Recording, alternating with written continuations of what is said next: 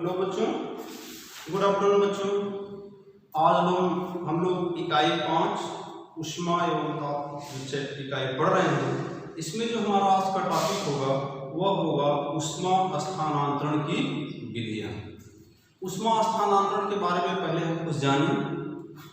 आपने अनुभव किया होगा कि हम किसी स्टील का गिलास हो ना, उसमें गर्म चाय या पानी डालते हैं तो हम देखते हैं कि वह गिलास भी गर्म हो जाता है।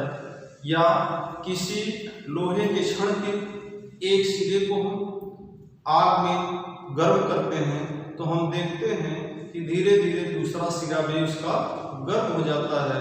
और हम जैसे ठंडक के दिनों में आग जलाते हैं, हम आग से कुछ दूरी पर बैठते हैं तो हम देखते हैं कि धीरे धीरे मुझे अच्छा लगने लगता है, हमारे शरीर गर्म हो जाते हैं, मुझे माने आराम मिलता है। ऐसा क्यों होता है? इन सभी क्रियाओं के पीछे कारण क्या है?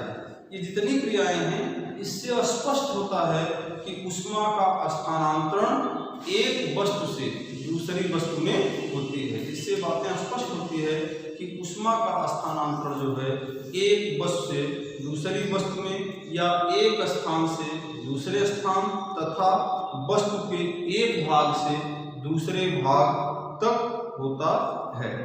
ऊष्मा स्थानांतरण की क्रिया को ऊष्मा का संचरण करते हैं। ऊष्मा स्थानांतरण क्रिया को ऊष्मा का संचरण करते हैं। जैसे अभी बात हो रही थी, जैसे ये क्षण है हमारा, इस क्षण के हम इस भाग को, निचले वाले भाग को गर्म करते हैं, ठीक, इसी लैंप से गर्म करते हैं तो ये धीरे धीरे जितने पदार्थ होते हैं सब कणों से मिलकर बने होते हैं, अणुओं से परमाणुओं से मिलकर बने होते हैं। तो जब इसका ये सिरा गर्म होता है, ये इसको हीट करता है, ये इसको हीट करता है, इस तरह ये इसका लास्ट वाला सिरा ये भी गर्म हो जाता है। ठीक है, गर्म होने का कारण यही है।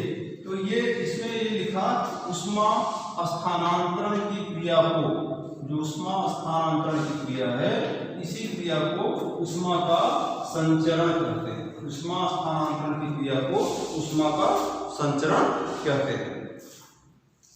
दो वस्तुओं के बीच ऊष्मा का संचरण तापांतर के कारण होता है। दो वस्तुओं के बीच ऊष्मा का संचरण तभी होगा दोनों के ताप में अंतर हो। जैसे दो वस्तु है ना, दोनों वस्तुओं के ताप में अंतर हो। जैसे ये गर्म है ना, ये नॉर्मल टेम्परेचर पे है तो इसमें तभी इसका ताप इसमें जाएगा जब इसका ताप एक वस्तु का एक दूसरे के ताप में अंतर हो, तभी वह संभव हो सकता है। ऊष्मा का संचरण तभी हो सकता है।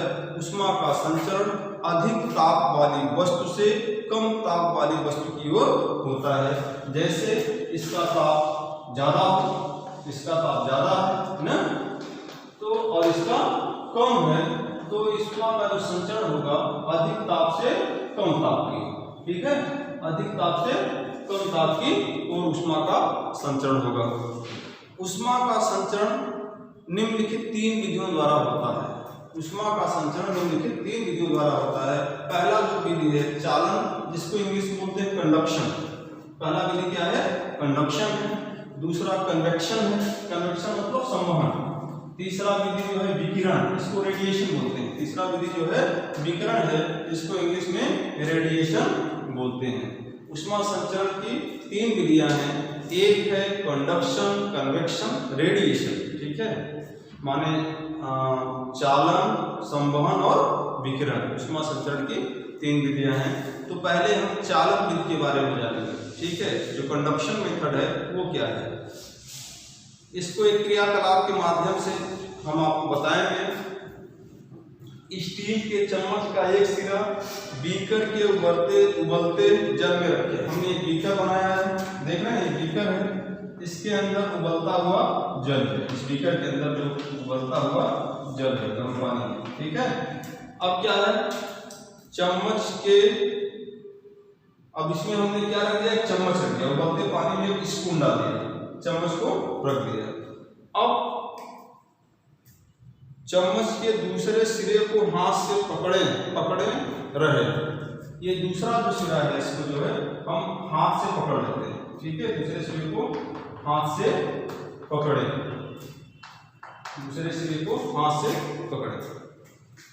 क्या होता है? चम्मच का दूसरा सिरा ऊष्मा मिलने के कारण धीरे धीरे काफी गर्म हो जाता है।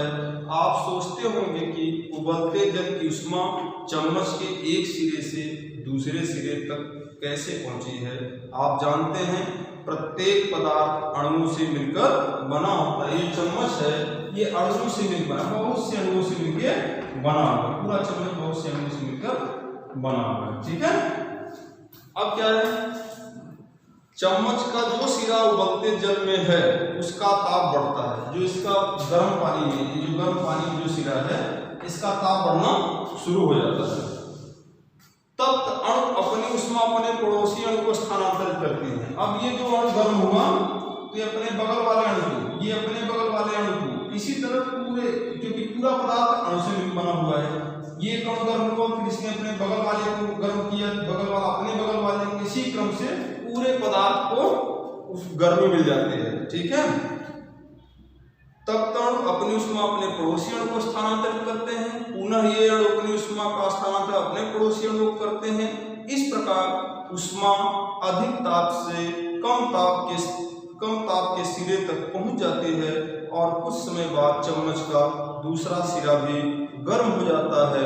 ऊष्मा संचरण की यह विधि जो है चालन विधि कहलाती है, कंडक्शन विधि कहलाती है।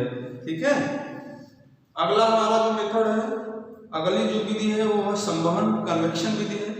कन्वेक्शन विधि और रेडिएशन विधि, इन पे हम लोग नेक्स्ट डे चर्चा करेंगे। आज हम लोगों ने ऊष्मा का संचरण के बारे में जाना, ऊष्मा की विधियों की, संचरण की 3 विधियों के बारे में जाना, चालन विधि, संवहन विकिरण विधि। चालन विधि कैसे होता है उसको हमने एक डायग्राम के माध्यम से आपको बताया कि प्रत्येक पदार्थ बहुत से अणुओं से मिलकर बना होता है। जो पदार्थ जैसे चम्मच का जो सिरा गर्म पानी के अंदर है, वहां की उपस्थिति अणु जब गर्म होते हैं तो वह अणु अपने पड़ोसी अणु को गर्मी देता है, पड़ोसी अणु अपने पड़ोसी को। इस तरह पूरे पदार्थ जो अणु बना है एक दूसरे गर्म करते करते चम्मच का जो अंतिम सिरा है वहां तक ऊष्मा पहुंच जाती है। और ऊष्मा की यह पहुंचने की जो विधि होती है इसी को हम कंडक्शन मेथड कहते हैं, चालन विधि कहते हैं। ठीक है, ओके।